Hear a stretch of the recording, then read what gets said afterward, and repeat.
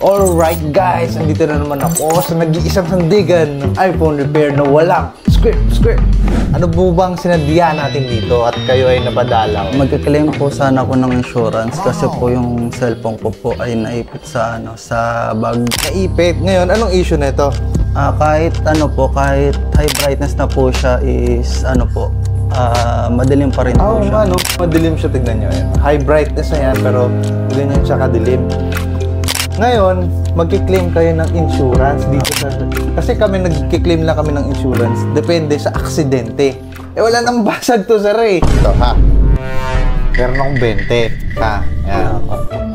Lalagay ko to sa palad ko. Oh, shit. Here we go again. Kapag itong 20 pesos na to, hinipan ko at tumalsik sa kamay ko, ibig sabihin, sinungaling ka, sir, ha?